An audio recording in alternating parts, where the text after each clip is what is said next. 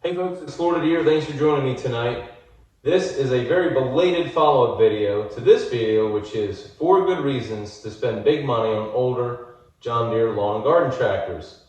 Okay, so I'm not going to go into a bunch of detail right here. I'm going to try to hit a lot of these tractors that I would probably recommend for older tractors that are good quality, very durable. So you can get these same quality or very similar quality machines today, but they're going to be in the $7,000 or $8,000 range. So that's kind of what we're doing here. Is we're actually probably going to spend less money than we would on cheaper Home Depot and Lowe's model John Deere's, and still get something like what I'm sitting on right here, which is a John Deere GT 245 from 2003. So this is a 20-year-old tractor. It's in really good shape, and there's a lot of these out here, that you can find if you're patient enough. So without too much else, I'll get into the breakdown, and I'll try to break it down by series. I may leave out some series, so this is not a comprehensive video. It's just sort of a general video, stuff that I'm familiar with, stuff that I would recommend.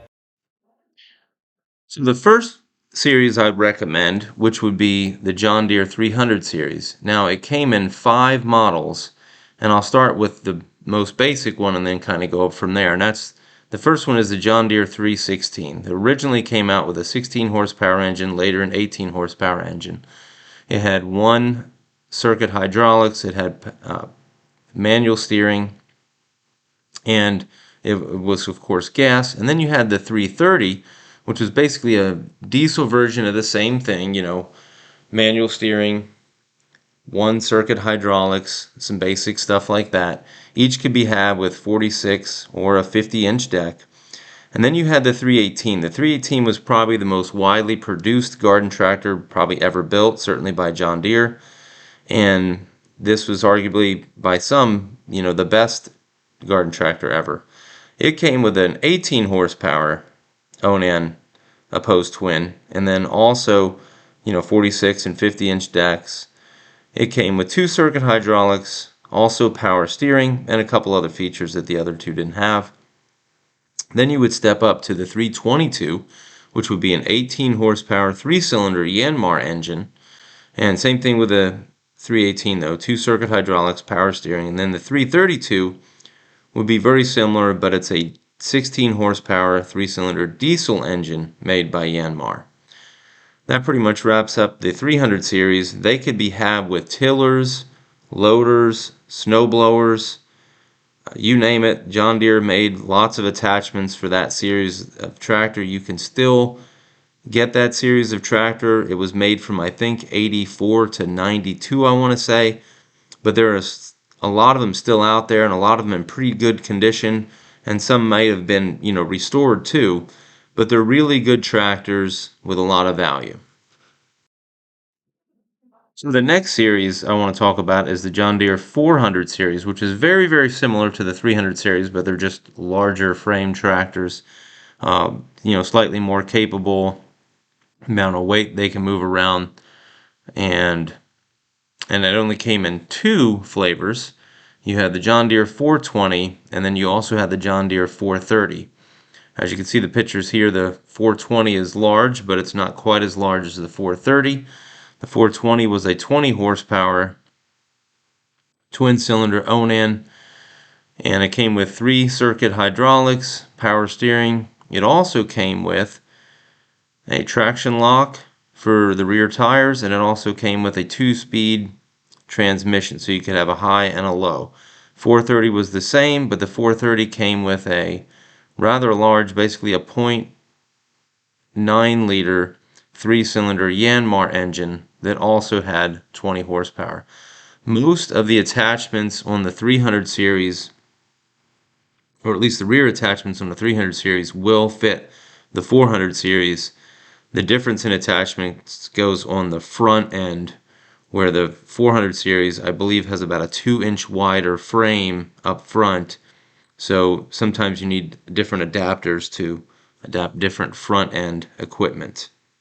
But this was a good value too. The tractors are quite a bit larger. They came with 50-inch and 60-inch decks, but they could be had with the same, items that the 300 series had, loaders, tillers, snow blowers, all those kind of things.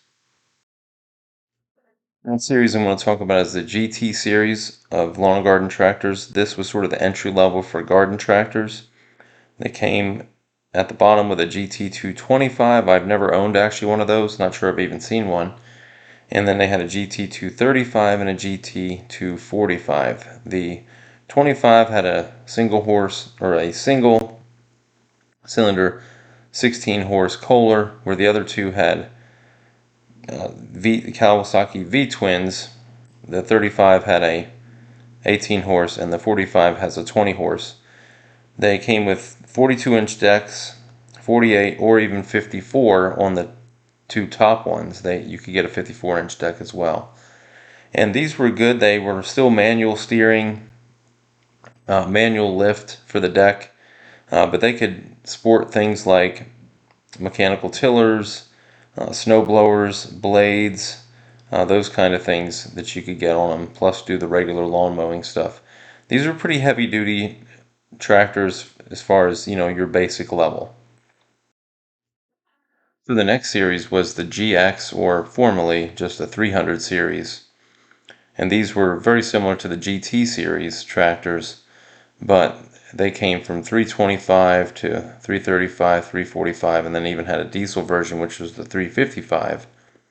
And then they switched, I think, in the early 2000s to GX. So if you saw the GX in front of it, it was basically a pretty similar tractor. There were some minor changes when they switched to GX. Oftentimes they came with limited slip differential and stuff like that. There were upgrades over the GT series. They had a slightly heavier duty frame, and they had the addition of hydraulics both for the lift. You could run a hydraulic tiller on them, and a lot of them, except for I think the 325, had power steering. And then the GX 345 also came with a liquid-cooled Kawasaki engine. And the 355 and GX 355 came with a 2-cylinder Yanmar diesel engine in it. And the top line ones were the 345 and 355. The 325 generally had an 18 horsepower engine. The GX 355 also was an 18 horsepower diesel, and then the 335 and 345 both have 20 horsepower gas motors. The 345 was liquid cooled, where the 335 was air cooled. These shared a lot of the same features and attachments with the GT series, including the decks, generally 48 and 54-inch decks. They would carry very similar tillers and snow blowers and such attachments with the GT series. There was a lot of sharing going on between those two series, but the GX was the more feature-laden of the two. Okay, so this is my final list of recommendations, at least for this video. And this I've saved the best for last, and that was the 4X5 series, which was made from, I believe, 1993 to 2001. These can now be had for, a pretty reasonable amount of money, sometimes, into the ones or twos and $3,000 if you can find a good used one for that much. Obviously, they'll sell for a lot more than that sometimes too. But these were shaft-driven tractors with horizontal engines, similar to the 3 and 400 series at the beginning, but they were pedal hydro, where the other ones were hand hydro. So these are easier to operate. The transmissions were smoother, at least I think, having a number of them. They came with an all-wheel steer option, which made them very easy to operate throughout the yard. They came with 3-point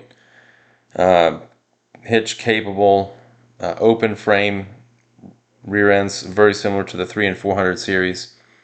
But they were just they were an ergonomical step forward over the 3 and 400 series tractors. They also came with rear PTOs, or you could option them with a rear PTO that was a 540 RPM versus a 2000 RPM, which there's just not that much that runs a 2000 RPM that you can get these days. So these could run things like stump grinders or tillers or box blades and stuff like that They came with 20 horsepower engines in the 425, and then the 445 and the 455 each had a 22 horsepower engine. The 25 and the 45 had Kawasaki liquid-cooled V-twins. The 445 was electronic fuel injection, where the 455 was a 0.9 liter 3-cylinder Yanmar diesel. All the engines were pretty good. Obviously the diesel was generally the pick of the litter. These were the first ones that could run a loader with onboard hydraulics. The 3 and 400 series could run a loader, but they had to run an external pump. So these tractors were made ready to go from the factory. Now, over the other 400 series, these did lose a 2-speed transmission, and they were only 2-circuit hydraulics versus 3-circuit hydraulics. But with the addition of a 3rd circuit, you can make them pretty useful. They came with 48-inch decks, which was hardly ever how they were ordered, and they usually came with a 54-inch deck or a big 60. They were definitely heavy-duty decks, especially the 60-inch deck was a very heavy-duty deck, and just generally, they're my favorite as far as, the older garden tractors that you can get. I think they're pretty substantial. I had a 445 for a while, as you can probably tell from the pictures, and so it's definitely high up on my recommendation. Very little bad to say about this series. I mean, all series have their issues. The gas engines had a plastic cam in them before 1998, so you might want to be careful when you're trying to select a 4X5 series. It's a gas motor. You want to make sure it's either been replaced or it's a newer than 98 model. And that still wasn't a terrible thing, but it was just something worth looking out for. And that pretty much wraps up this list of recommendations. And that pretty much wraps up my recommendations on what you can get for like $1,000 to maybe $3,000 for older John Deere tractors. If you think I left out a particular one, please let me know in the comments. One that you think should have been part of that list. Remember, these are the ones I'm familiar with, and I think a lot of these can be had for anywhere from $1,000 to $2,000. So, also a special thanks goes out to Luke's John Deere Garage. Any of the photos with this logo attached to the photo came from his YouTube channel, so check out his YouTube channel as well. It has a fair amount of John Deere content on it, repair items, reviewing things, stuff like that. And if you like this video, hit the like button. I'd appreciate that. And if you wanted to see more John Deere Lawn and Garden Tractor and John Deere 1 Series content, you can hit the subscribe button as well. I appreciate you watching, and I'll see you in the next video, hopefully.